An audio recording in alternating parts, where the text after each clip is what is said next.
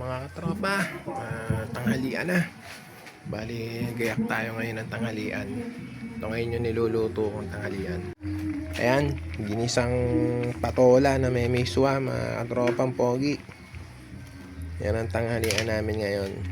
Masarap kasi yung may sabaw eh. Ayoko naman ng karne ngayon. Puro karne na lang. Kaya magpatola naman tayo ngayon, may miswa. Tapos may nilagang itlog. Ayos. Lapit na tong maluto. Kulo-kulo na. Ayan na, okay na. Ready na. Alagay na rin yung itlog sa ibabaw. Medyo malasado nga lang siya. Hindi siya naluto masyado. Pero masarap na rin yan, mga katropa. Goods na to. Banat na. Ito na mga tropa, kain na. Ayan o, ganado si Oni kumakain. Ate Sai. May natira pa kami sa kaninang ulam. Goods ba, Oni?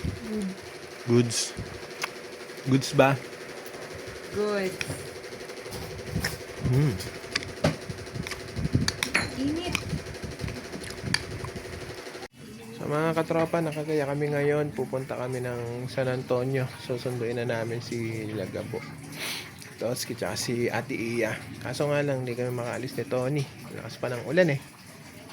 Umulan pa. Ayan si Oni oh. Ang init na. Ang ulan. Ayan, nag-cellphone na lang ulit. Umulan. Nagdidilim pa kasi. Sigurado may ulan na malakas pang parating. Update na lang mamaya. Ayan na nga mga katropa, lalo na lumakas. Hindi na kami makakaalis nito. Ay nako.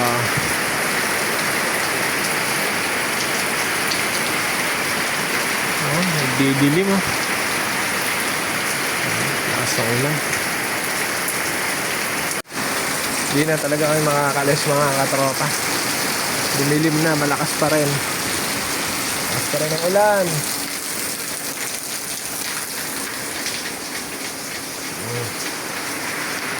Ayan o. Na-stranded si Michael. Nabutan din ng ulan. Sa silong. Nagpa-load siya eh. Tapos umulan ng malakas eh.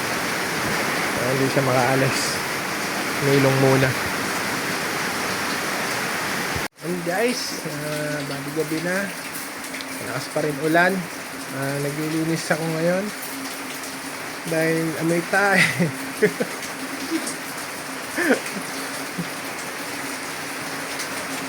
Ayan o, may bakas ng tae. Nililinis kami ngayon ni Ate Sai. Ayan, ubusan namin ng sabon. Tao. Kaya pala nagtataka ako, biglang nagkaroon ng amoy. Doon pala sa tsinelas ni nanay.